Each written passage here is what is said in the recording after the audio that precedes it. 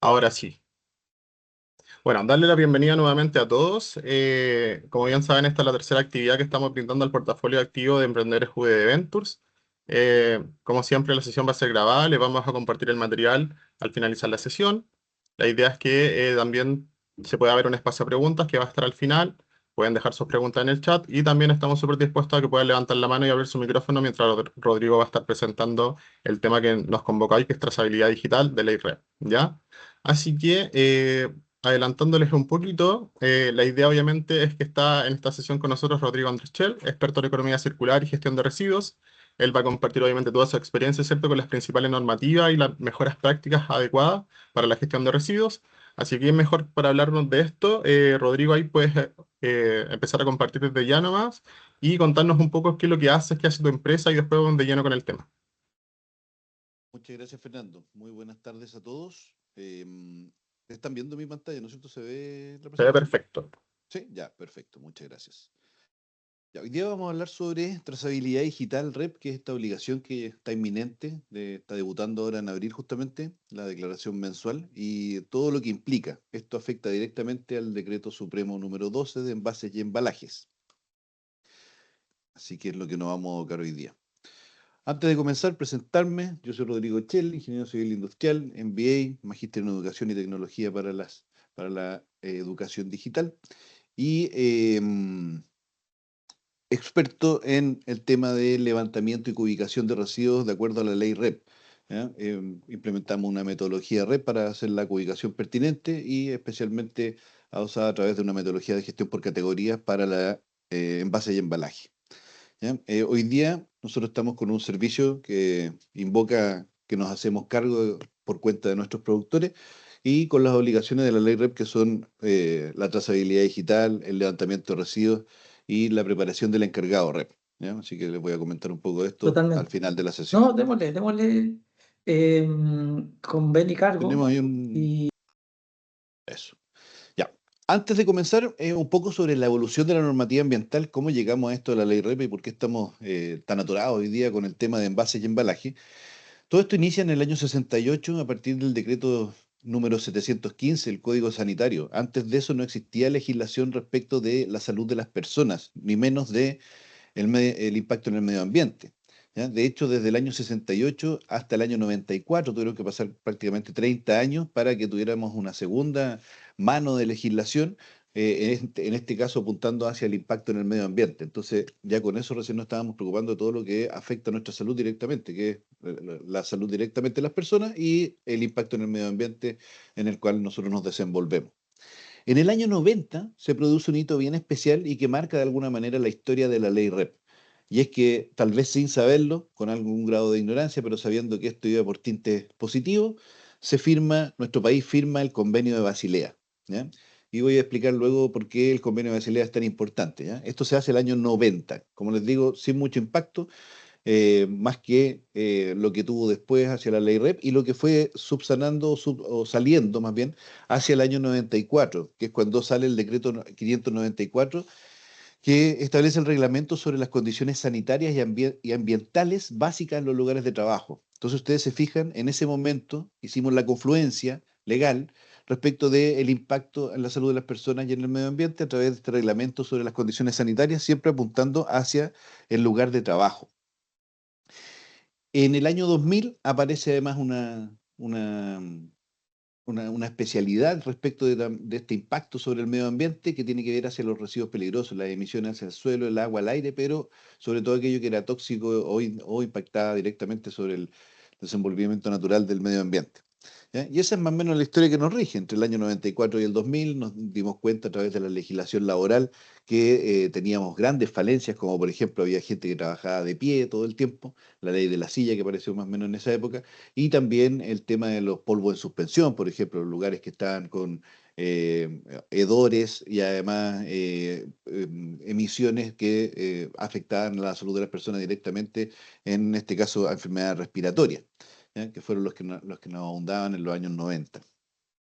Y en 2016, confluencia de toda esta historia, nace la Ley 20.920 o Ley REP, que establece tres definiciones que son su ancla, su eje, su fundamento. ¿Ya? La responsabilidad extendida del productor, es decir, que persigue la responsabilidad al productor del residuo.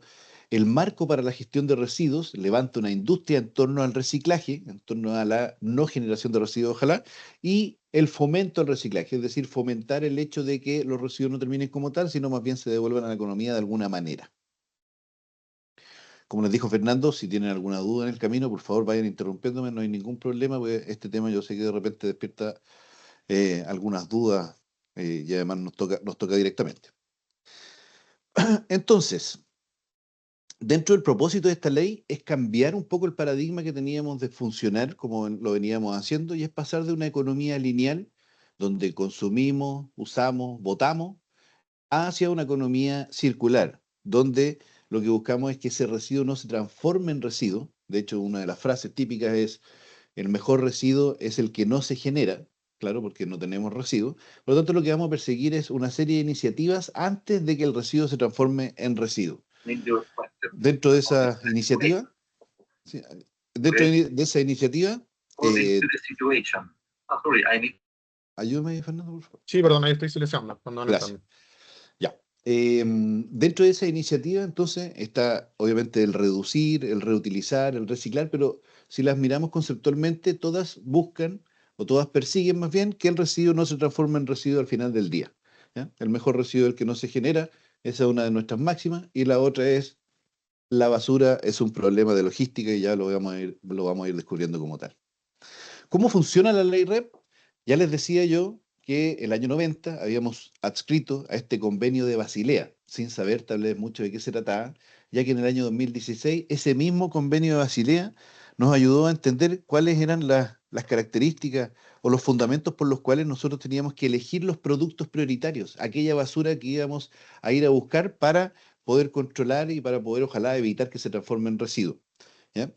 Entonces, así como se definen estos 6 productos prioritarios: los aceites lubricantes, los aparatos eléctricos y electrónicos, las baterías, los envases de embalaje, los neumáticos y las pilas. Estos productos son elegidos básicamente porque son de consumo masivo, son de fácil recolección y además tienen una métrica comparable entre sí. Entonces eso permite que no solamente los fundamentos que se apliquen aquí para la industria del reciclaje en torno a este tipo de residuos, no solamente se haga en nuestro país, sino que además se pueda aplicar transversalmente a nivel mundial. Entonces, como les decía, gracias al convenio de Basilea, logramos tener estas características o fundamentos comunes para poder elegir estos productos prioritarios. Como punto de inicio, no significa que no vayan a haber más productos prioritarios, pero estos se eligieron porque tenían estas características de fácil aplicación o de rápida aplicación, y en la medida en que vayamos controlando o teniendo las variables para poder controlar nuevos productos prioritarios, estos se van a ir añadiendo, como es el caso de la ropa. De repente hay cosas que parecen lógicas que debieran estar acá, como en la misma ropa. Sin embargo, si nos vamos a la descomposición de la ropa, a la segregación, vemos que hay multimaterial dentro de la ropa. Y esa segregación, esa separación que hay que hacer para poder después aplicar técnicas de reciclaje, de reducción o lo que sea, nos va a limitar debido a que antes de hacer cualquier proceso con la basura, vamos a tener que separarlo. ¿Ya? La segregación es lo primero que tenemos que hacer para poder aplicar alguna técnica de reciclaje o reducción.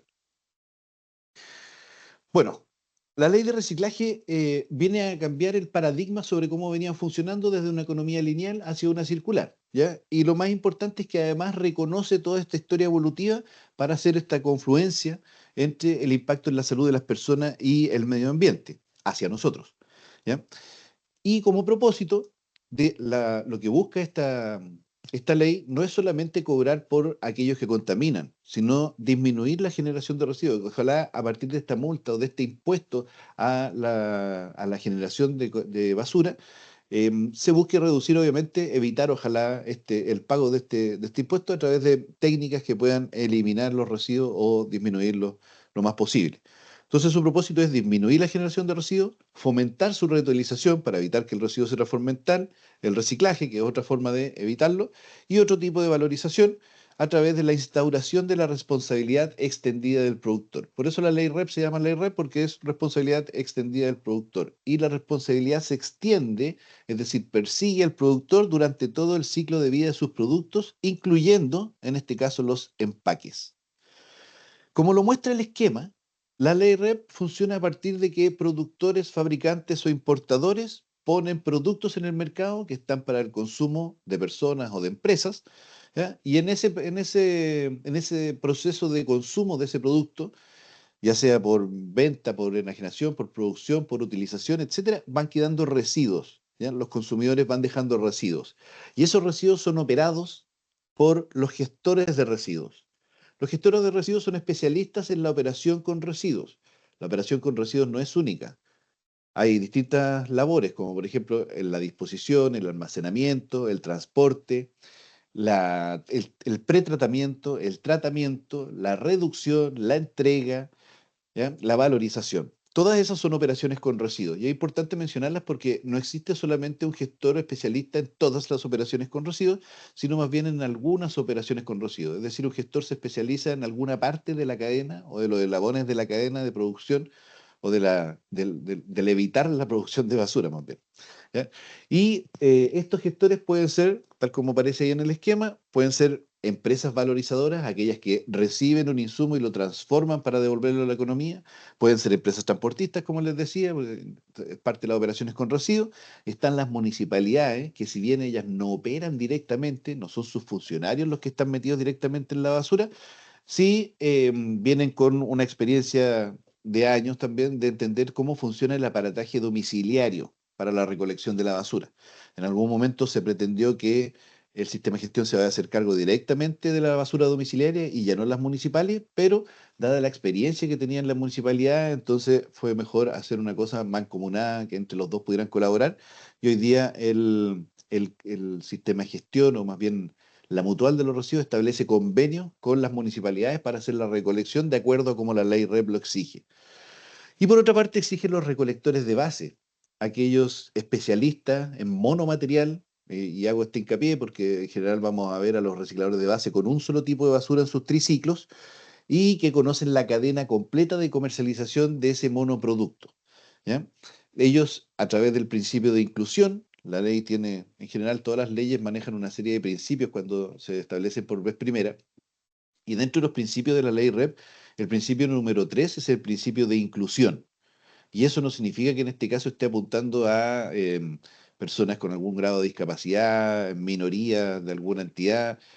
No, más bien se refiere en este caso a que hay que incluir a los recolectores de base dentro del ecosistema REP y se les reconoce además su calidad de especialistas monomateriales. Y ya les mencionaba yo, les anticipaba un poco que al medio de todo esto, o acompañando todo este ecosistema de reciclaje, existe el sistema de gestión. ¿Qué es lo que es el sistema de gestión? Es la mutual de los residuos. Así como existe la mutual de los accidentes, la mutual de accidentabilidad, existe la mutual de los residuos. Y en este caso el sistema de gestión. Y va a funcionar de una forma muy similar a cómo funciona la mutual de accidentes. Así como la mutual de accidentes recibe aportes de empresas y un pago proporcional por el riesgo o la accidentabilidad a la que están sometidas las personas dentro de esa organización, en este caso, el sistema de gestión va a recibir aportes o pago proporcional por la cantidad de residuos que se ponen en el mercado. Y esa cantidad de residuos que se ponen en el mercado va a determinar todas las labores con las cuales el sistema de gestión va a salir a la calle a operar. ¿Cuáles son esas labores? Implementar instalaciones de recepción y almacenamiento de residuos, que se conocen como IRARE, y toda infraestructura que facilite la recolección y el reciclaje propiamente de la basura. Es decir, el dinero que vamos a pagar por lo que contaminamos en una primera instancia va a ir de todas maneras a financiar la labor de reciclaje o la labor de valorización que nosotros tengamos con nuestros residuos para evitar que la basura se transforme en tal. Lo segundo es que, así como la mutual de accidentes, también celebra convenios con los prestadores de salud. En este caso, el sistema de gestión va a celebrar convenios con los prestadores de la basura, es decir, con las municipalidades, como ya les anticipaba antes, y con otros prestadores que son los otros que mencionamos, los valorizadores, los recicladores de base y gestores de residuos en general que hacen la recolección, el pretratamiento, prensado, etcétera, todo ese tipo de operaciones con residuos. Y por último, la Mutual de Accidentes reporta a la Superintendencia de Seguridad Social, que es la cual depende ministerialmente, y en el caso del sistema de gestión se reporta a la Superintendencia del Medio Ambiente, ya que esto funciona a partir del Ministerio de Medio Ambiente. Dentro de algunas cifras que vemos acá, solamente para que hagamos un aterrizaje de cuál es nuestra producción de residuos, acá la Asociación Nacional de la Industria del Reciclaje entregó un informe bien completo, seguramente algunos de ustedes ya lo revisaron. Dentro de lo que se destaca ahí, primero, que el Consejo de Desarrollo Nacional Territorial establece una meta de que ojalá como ciudadanos, como civiles, nosotros produzcamos 1 kilo de basura al día. Ese es nuestro tope. ¿Ya? Y actualmente estamos produciendo alrededor de 1,16, en algún momento anduvimos cerca de 1,3, pero andamos cerca del 1, ¿ya? Ahora sí, hay regiones, hay lugares, gracias a Dios los menos poblados, donde la gente genera más de 2 kilos diarios, ¿ya? Como dice ahí en la gráfica, al costado derecho, Punta Arenas, Antofagasta, se generan más de 2 kilos diarios por persona. Y hay otras ciudades que, en desmedro de lo anterior, generan menos de 1 kilo, ya estableciendo la meta, que sería Iquique y Arica prácticamente. Otra cosa es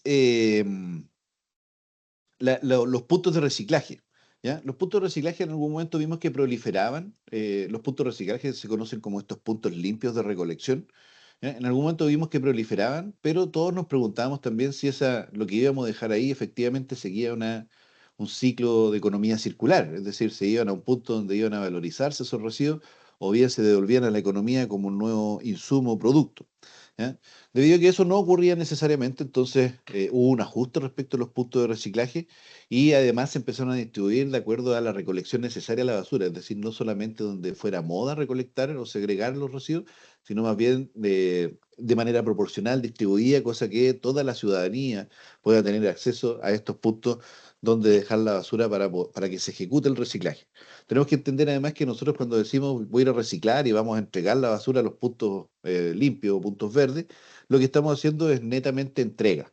¿Ya? Entrega, ni siquiera hacemos mucho la segregación, porque después hay alguien más que tiene que revisar esa segregación y sacar lo que no corresponde obviamente a las categorías donde están haciendo esa separación.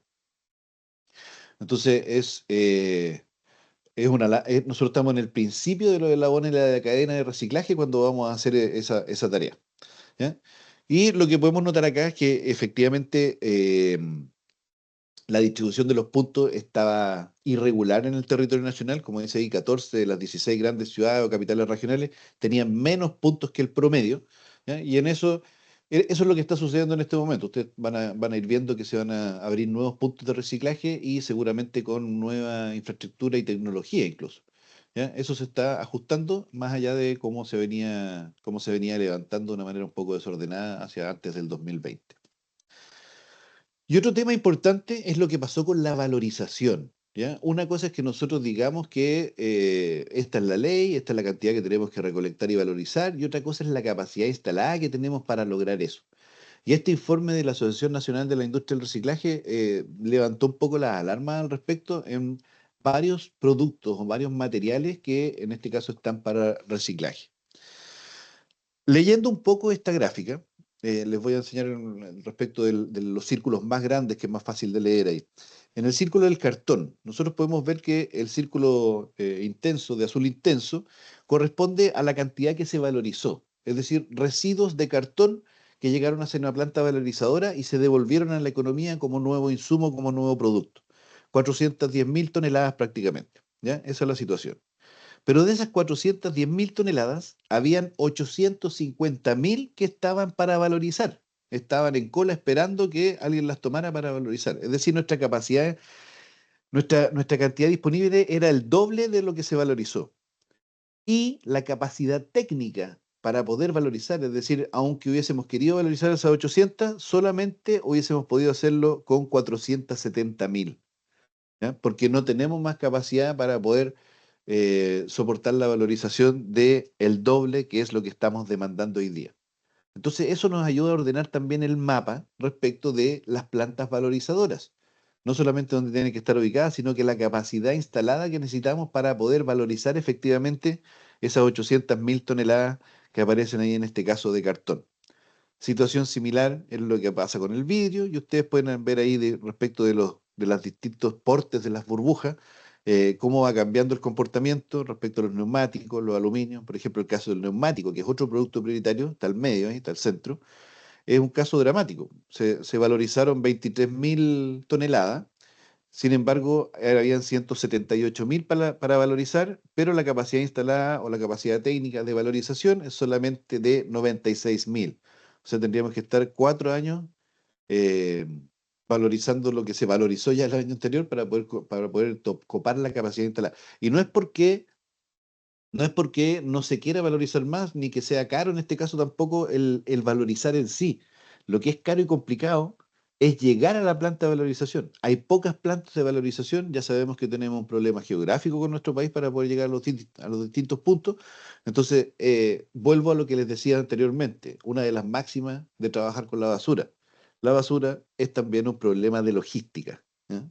No solamente se trata de capacidad instalada, sino también de poder llegar a esa capacidad instalada para poder ejecutar el proceso que queremos. Hoy en día existen, de esos 6 productos prioritarios que definíamos inicialmente, solamente hay 3 que ya tienen metas de reciclaje, de valorización más o menos. Las metas se llaman de reciclaje, pero son metas de valorización, es decir, se cumplen no cuando se haya recolectado el residuo, sino más bien cuando se haya valorizado, se haya transformado o devuelto a la economía. Y para los 6 residuos que se indicaron en la ley REP, solamente 3 hasta el momento tienen un decreto supremo, se llama Decreto Supremo de Producto Prioritario, ¿ya? Es decir, tenemos la ley como paraguas, y bajo la ley cuelgan las obligaciones específicas para cada tipo de basura. El de neumáticos, que fue publicado en el Diario Oficial en enero de 2021, el de envases y embalajes, que fue publicado en el Diario Oficial en marzo de 2021, y el de aceite y lubricante, que fue publicado en el Diario Oficial el 11 de noviembre del año pasado. ¿Ya? Entonces, hoy día lo que nos congrega es básicamente el tema de envases y embalajes debido a la implementación de la declaración mensual, una obligación que empieza a regir ahora desde abril. Entendamos primero, sí, de qué hablamos cuando hablamos de envases y embalaje, ¿ya? Según el decreto 12, el decreto supremo número 12, que establece las metas de recolección y valorización para envases y embalajes, los envases y embalajes son productos hechos de cualquier material, de cualquier naturaleza, que sean usados para contener, proteger, manipular, facilitar el consumo, almacenar, conservar, transportar o para mejorar la presentación de las mercancías, así como elemento auxiliar integrado dosado a aquellos cuando cumplen la función de informar al consumidor o alguna de las funciones señaladas, o sea, como las etiquetas, por ejemplo. ¿Ya? Lo importante acá es que dentro de esa definición salen las operaciones con residuos. De hecho, dicen que el empaque es para contener, proteger, manipular, facilitar el consumo, almacenar, conservar. Todas esas de alguna manera están relacionadas con las operaciones con residuos. ¿Y por qué? Porque el empaque es parte de lo que ya sabemos que se va a transformar en residuo. ¿Quiénes están sujetos a esta legislación directamente? Eh, Aquellos quienes introduzcan bienes, o más bien enajenen, vendan bienes envasados o embalados. Hay que entender que el productor, cuando vende, por ejemplo, una lata de gaseosa, no solamente está vendiendo la gaseosa, sino que está vendiendo la lata también, y sabemos que la lata termina como residuo. Entonces, en este caso, la responsabilidad va a seguir al que vendió el producto, incluyendo la lata, no solamente lo que ingirió la persona. Se excluyen las microempresas, es decir, a todos aquellos que facturen menos de 2.400 F año. O sea, más o menos la cifra anda en los 100 millones de pesos, un poco más ahora. Y se excluyen también los productores que incorporen menos de 300 kilos. Siempre hemos tenido una barrera de los 300 kilos. Cualquiera de las dos combinadas o una por sí sola hace la exclusión respecto a la obligación de la ley REP, ¿ya? Sin embargo, en este caso tenemos empresas que eh, manejamos clientes que facturan más de 100 millones de pesos y ponen solamente 1 tonelada, por ejemplo, o un poquito menos de 1 tonelada incluso al año respecto a sus residuos. Lamentablemente están obligados igual, ¿ya? La línea se corta en los 300 kilos. Sobre los envases y embalajes tenemos que entender además de dónde vienen para saber cómo los cubicamos, porque el gran desafío va a estar en cubicar la cantidad de residuos que antes no teníamos ni idea cuánto es lo que poníamos, sino que nos interesaba que llegara bien al mercado nomás. ¿Ya? En muchos casos todavía no se trabaja, y aquí hay un paradigma también, nunca le pusimos mucha atención a todo el empaque o embalaje que le añadíamos a un producto. Lo que interesaba era que llegara bien al consumidor final. Hoy día ya tenemos que interesarnos también en cuánto embalaje le estamos poniendo. Entonces, donde no había receta de embalaje, hoy día ya se está nutriendo una receta. Entonces, a nosotros nos pasa que cuando vamos a terreno, vemos, por ejemplo, lo que se usa en film stretch y ponemos la mano detrás del film stretch. A veces no nos vemos la mano, otras veces lo logramos ver y ahí vamos viendo que hay distintos criterios para aplicar film stretch en el embalaje. Eso se establece a través de política y es algo que está en proceso en este momento de implementación dentro de las empresas que han notado este tema.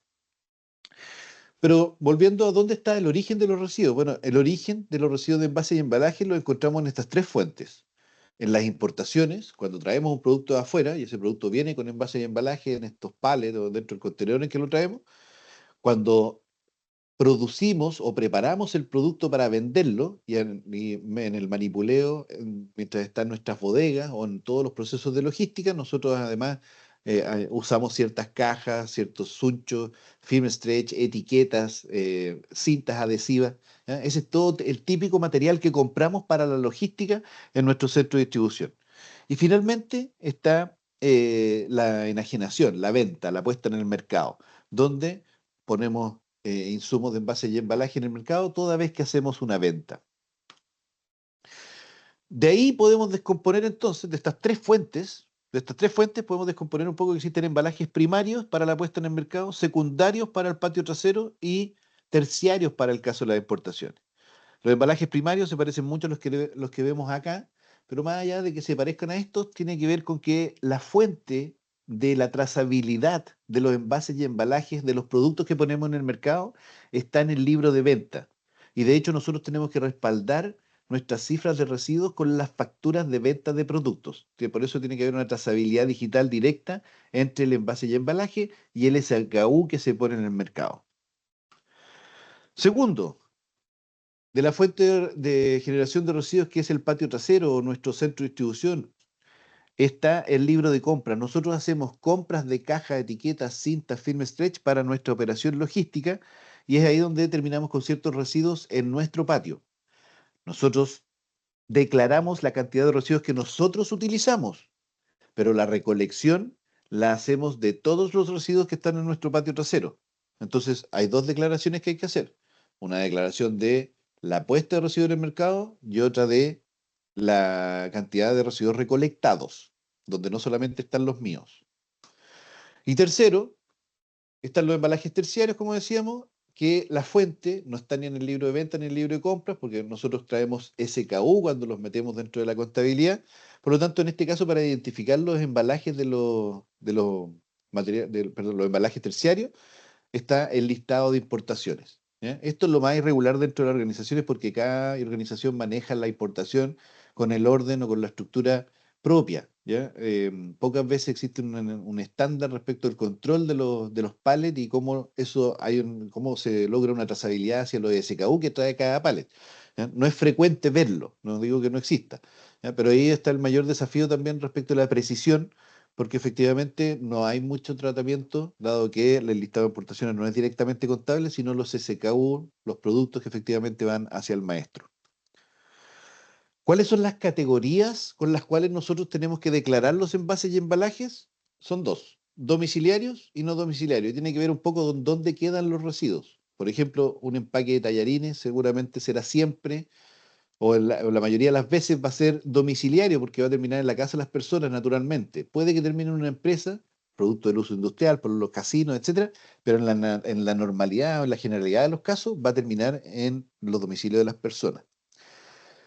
Y nosotros podemos salirnos un poco de la declaración de residuos cuando evitamos que el residuo se transforme en tal. Y eso lo logramos con envases retornables, por ejemplo, o con la aplicación de material reciclable o reciclado, que ya no se va a constituir como residuo, sino que se va directamente hacia un valorizador. Y de las categorías domiciliaria y no domiciliaria viene una subcategorización, que es la tipificación del material que corresponde al envase y embalaje. Para el caso de domiciliarios tenemos cartón para líquidos, metal, papel y cartón, plástico y vidrio. O sea, tenemos todos los tipos de embalajes que indica la ley. Pero para el no domiciliario tenemos solamente metal, papel y cartón y plástico. ¿Y por qué? Porque si hacemos un poco de mirada retrospectiva, no existen los envases de vidrio, granel, ni tampoco existen los envases de cartón para líquidos, granel. ¿No? O sea, si vamos a nuestro centro de distribución en general, no digo que no sea absoluto esto, pero en general no vamos a encontrar sino papel y cartón y plástico en grandes cantidades, algo de metal de repente, si es que hay suchos metálicos o esquineros metálicos, pero más que eso, lo que va a reinar son el plástico y el papel y cartón. Para el caso de los tetrapacos, los envases compuestos, se dice que reina la regla del 85%. Es decir, si el material es de más de 85% de un solo material, entonces, perdón, si el producto es de más de 85% de un solo material, entonces se considera monomaterial, un solo material.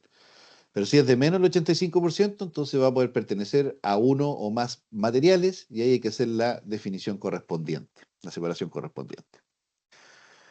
Dentro de las variables REP que uno tiene que indicar en la declaración, aparte de la categoría y la subcategoría, está la materialidad, donde hay una tabla que les voy a mostrar a continuación sobre el detalle de la materialidad. Si esto es rígido, flexible, es cartulina o material compuesto, el tipo de empaque que ya lo vimos, si es primario, secundario, terciario, y aquello que nos va a alejar un poco de la declaración de residuos cuando el material sea peligroso, retornable o contenga material reciclado. ¿Ya? Ahí podríamos reducir nuestras cantidades.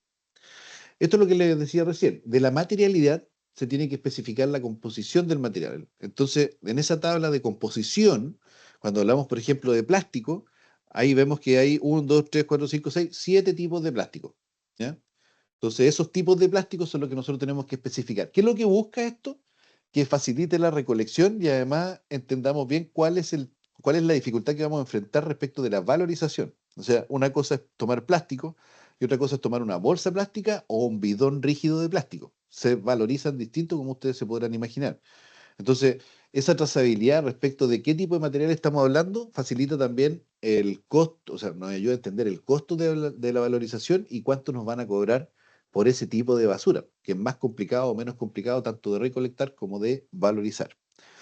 Y así la tabla va avanzando también en temas de papel y cartón, como aparece ahí, incluyendo las pulpas de papel, bandejas de huevo también. Después viene el tema de los metales, donde está el aluminio, la hojalata, etcétera, y los vidrios.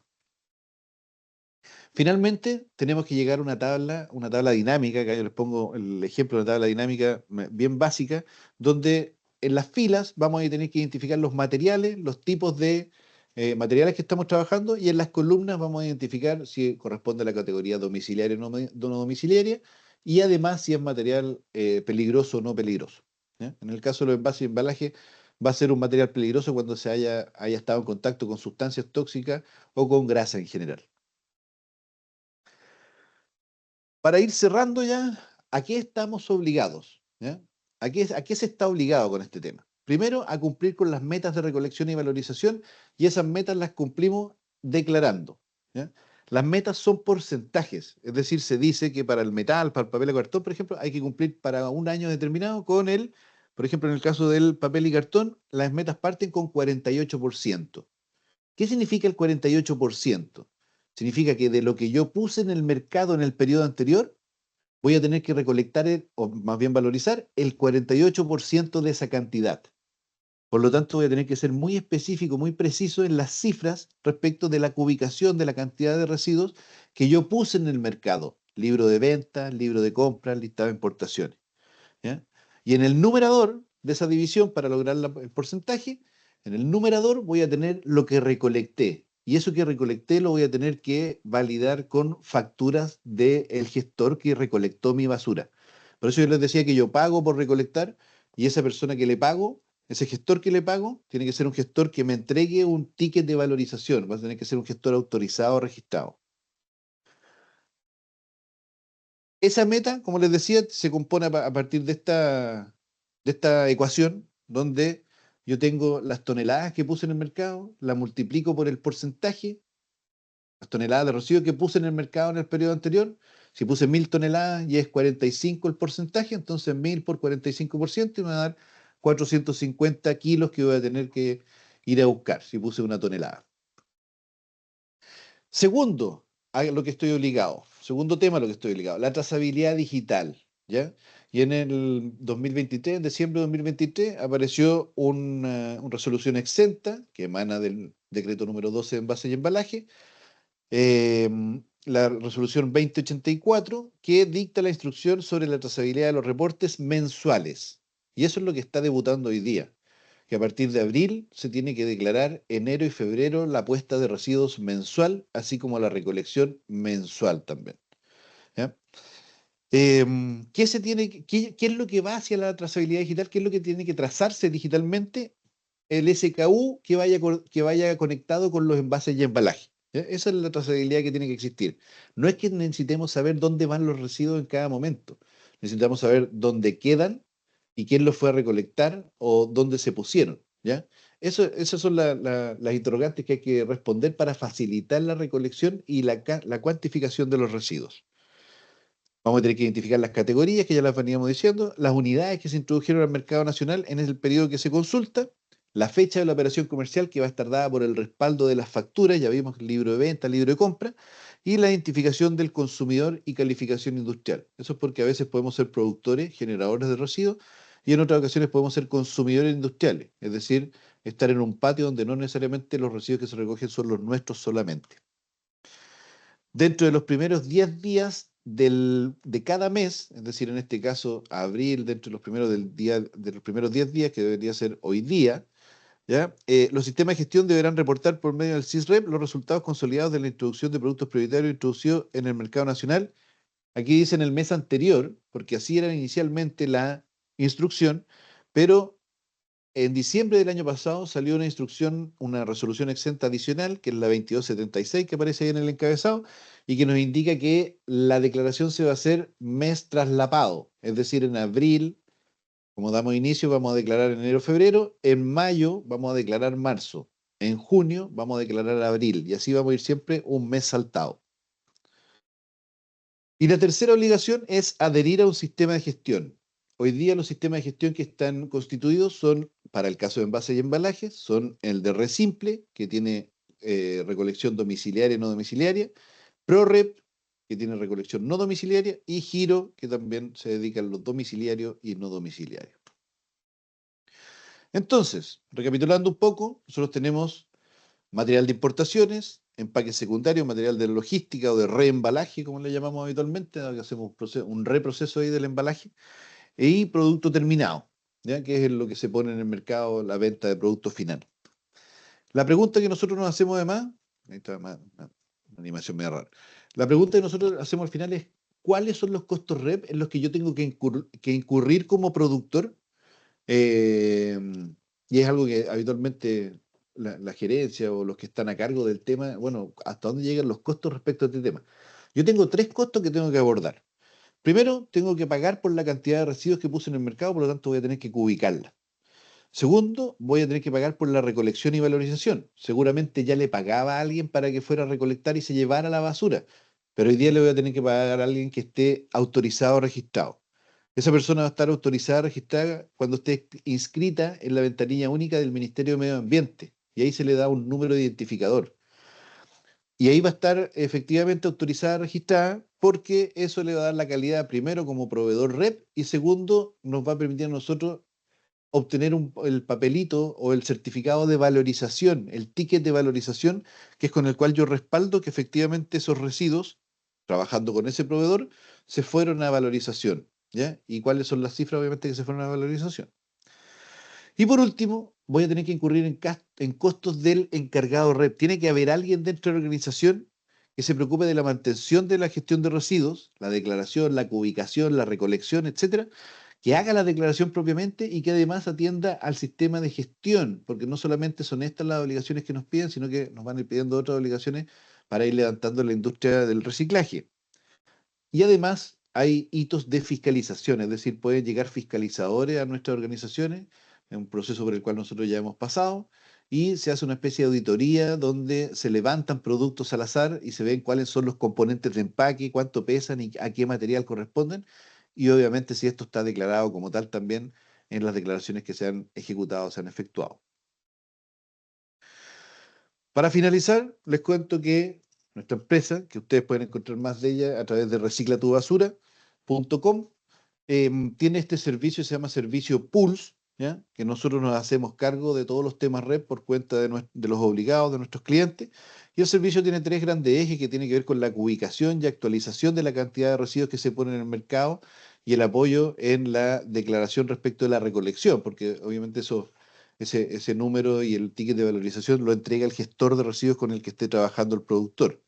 Además, tenemos un software de gestión de envases y embalajes que le da nombre al servicio, Pulse, ¿ya? Y que mediante gestión por categoría trabaja en lotes de infinidad de SKU. Hemos trabajado hasta más de 80.000 SKU en el software y haciendo la trazabilidad completa al 100% de cada uno de los SKU que se han puesto en el mercado en los periodos anteriores.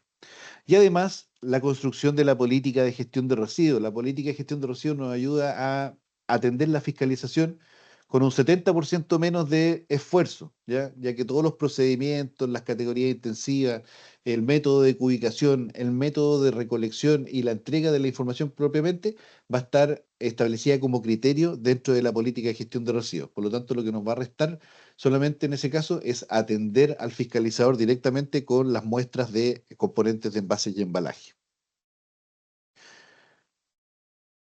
Y para el caso tenemos la posibilidad de que ustedes puedan evaluar el cumplimiento red de su organización, simplemente escribiéndonos ahí al correo que les voy a dejar en pantalla, y hay un 15% de descuento en el plan que a ustedes les corresponda, que el plan está determinado por la cantidad de SKU, que lo pueden ver ahí en reciclatubasura.com. ¿Ya? Em, Eso sería lo que les tenía preparado para hoy. Abro el micrófono para que me puedan preguntar sobre dudas acerca del tema de la ley REP y el cumplimiento de envase y embalaje. Rodrigo, buenísimo. Quiero agradecerte primero antes de las preguntas por establecer esa charla sobre la ley REP, ¿cierto? No solamente nos permite conocer el marco normativo, sino que también fomentar, digamos, la valorización de residuos y también, ¿por qué no verlo como una oportunidad, ¿cierto?, para abrir nuevos emprendimientos, nuevos rubros. Así que quiero empezar con una pregunta que está en el chat que habían dejado aquí a Úrsula y dice, ¿cómo los sistemas de gestión podrán cumplir con sus metas si no está la capacidad técnica suficiente para valorizar? Sí, la ley comprende que hay obligaciones de implementación de infraestructura progresivamente, ¿ya? Por lo tanto, no están hoy día, la industria no está preparada totalmente para hacer un cumplimiento REP al 100% a nivel nacional. Pero también lo dice que se tiene que ir levantando la infraestructura progresivamente. Entonces, efectivamente, hoy día no podemos cumplir con la valorización como quisiéramos, pero se Claro. propende hacia eso y por eso las métricas también. Aprovecho además de dejarles el correo dentro del chat, ¿ya? Por si alguien Sí, dale necesita nomás. de servicio o consultas posteriores después. Por supuesto. Ahí chicos aprovechan de hacer las preguntas que tengan en base a su emprendimiento, si generan algún residuo, si creen que están cumpliendo alguna normativa o necesitan implementarla. La idea es que ahí podamos conversar un poquito acerca de qué es lo que están haciendo ustedes igual. Pueden abrir su micrófono o pueden dejar la pregunta en el chat, como prefieran.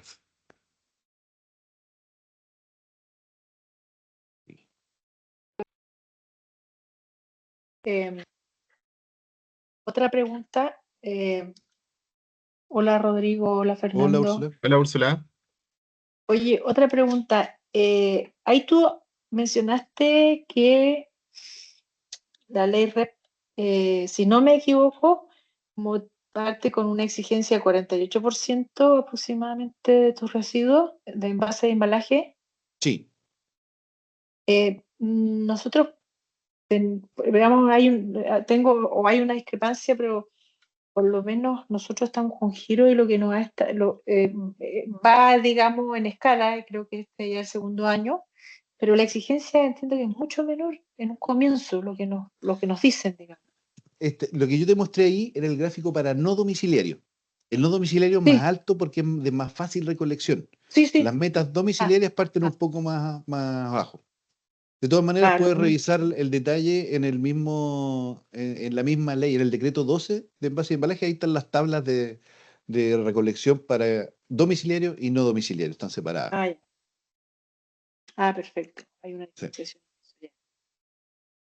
Eso. Acá Sebastián nos Perfecto. pregunta, los sistemas de gestión van a financiar la recolección de domiciliarios, ¿cierto? De ser así, ¿qué pasa con los restaurantes, oficinas, centros comerciales o colegios? ¿Se les retirará como parte del sistema de gestión de forma gratuita?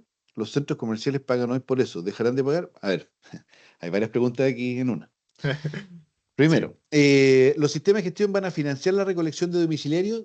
Sí, parte de lo que paga cuando tomemos una empresa, por ejemplo, tomemos, no sé, Carosi, Coca-Cola, cualquiera de ellas pone productos en las casas de las personas, pero también quedan residuos en sus patios traseros. ¿Ya? Hay una recolección que hace la empresa directamente, no domiciliaria, y hay una recolección que va a hacer la municipalidad a nuestras casas después de que nos tomamos la bebida o nos comimos el paquete de lo que sea, y que van a ir a hacer la recolección de ese residuo a nuestras casas. Cuando nosotros pagamos, o cuando las empresas pagan más bien por los residuos que ponen en el mercado, van a pagar un proporcional por sus domiciliarios y por sus no domiciliarios. La parte domiciliaria va a ir a financiar, obviamente, la parte de la recolección municipal o parte de la recolección municipal. ¿Ya? Después decía, ¿qué pasa con los restaurantes, oficinas, centros comerciales o colegios? Con los restaurantes especialmente, y aquí hago la separación, los restaurantes tienen un adendum de la ley que es la ley de los empaques de un solo uso. ¿Eh? Y ahí hay una ley que rige exclusivamente para los restaurantes o para los puestos incluso de comida rápida, donde más afecta, en que se pide que no trabajen con plásticos ni elementos tóxicos en todo lo que sea los cubiertos, las servilletas, los empaques con que nos llevamos la comida, etcétera. Pero tenemos que entender también que esa es comida que termina con grasa. ¿Ya? Por lo tanto, muchos de esos empaques se van a residuos como residuos, entre comillas, peligrosos, con una trazabilidad un poco distinguida en ese sentido, ya que no los podemos botar en cualquier parte para que se haga un reciclaje puro. claro. Pero además van a tener que contar con ciertas obligaciones respecto de el fomentar el reciclaje. Entonces vamos a ver, y perdonen que nombre marcas, pero no sé, pues, ya no me acuerdo cómo se llama, cómo se fue Pizza Hut ahora, pero cuando uno iba a comprar una pizza a algún lado, en algunos casos vendían la botella de 1 litro o de 1,5 litros para que la tomen entre varios y se puedan tomar una bebida familiar. ¿Ya? Esas bebidas ya van a dejar de ser solamente plásticas. El local va a estar obligado a tener un 30% de envases retornables. ¿Ya? Y esa medida además va a ir subiendo progresivamente. Entonces, ahí se van haciendo iniciativas para que de a poco vaya cambiando el paradigma. ¿Ya? Y las oficinas, centros comerciales y colegios, que era la otra parte de la pregunta, son consumidores industriales. Los consumidores industriales, por definición en general, son todas aquellas empresas que por un lado tienen patio, porque van a generar residuos no solo de su propia producción, sino además de otros proveedores que le entregan productos, ¿ya?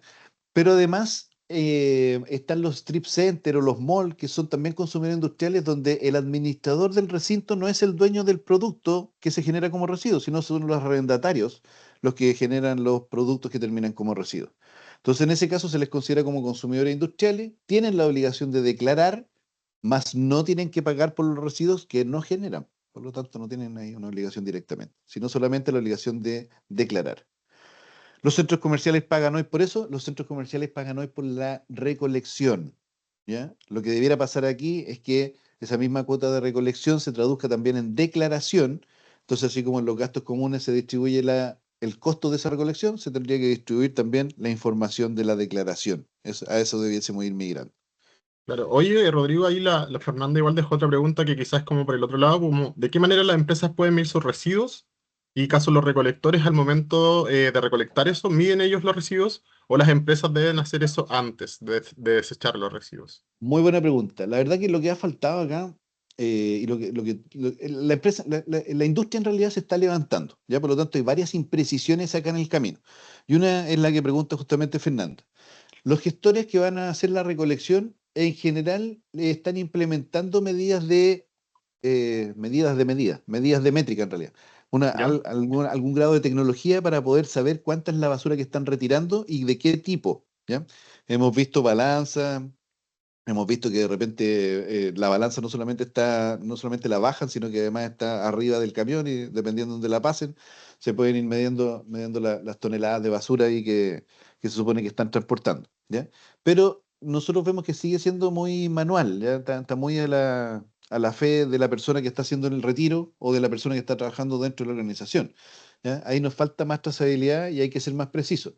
Tenemos que entender que, por un lado, sí, la recolección nos dificulta el tema porque es el numerador y tenemos que tratar de hacerlo lo más grande posible para poder cumplir con la meta.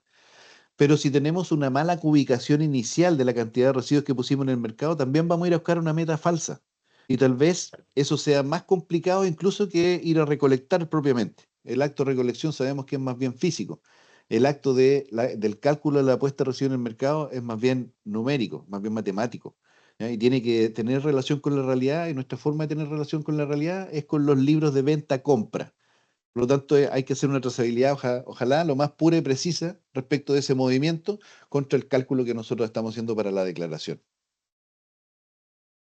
Buenísimo.